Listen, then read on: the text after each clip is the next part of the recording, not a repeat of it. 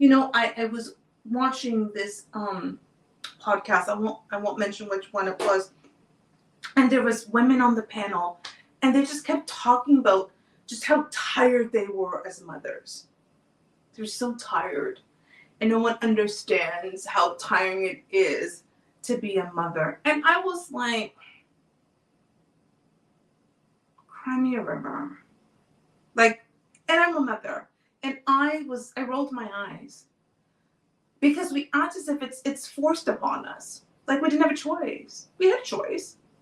We had many choices, and I'm not talking about abortion. There again, I think a lot of women all of a sudden they go, I got pregnant. I wasn't going to abort my child. So there weren't all the other things you could have done before you got pregnant.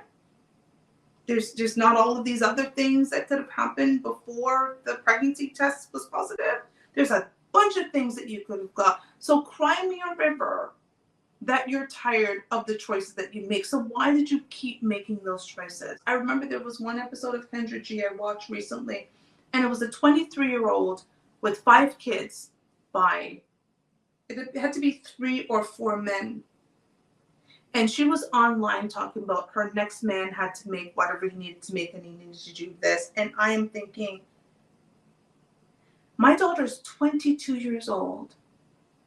And if that was her life, I would have failed as a parent.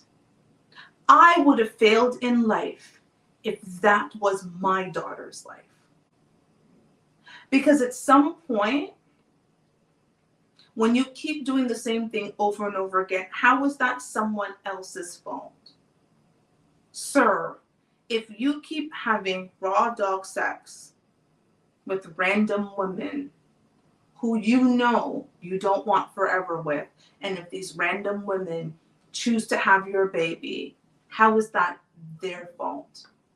You are the master over your life.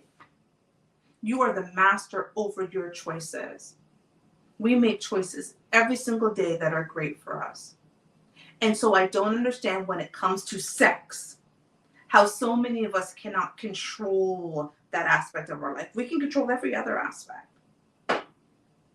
And you want to know what I think it is? A lot of us, let's just be real, we lack discipline.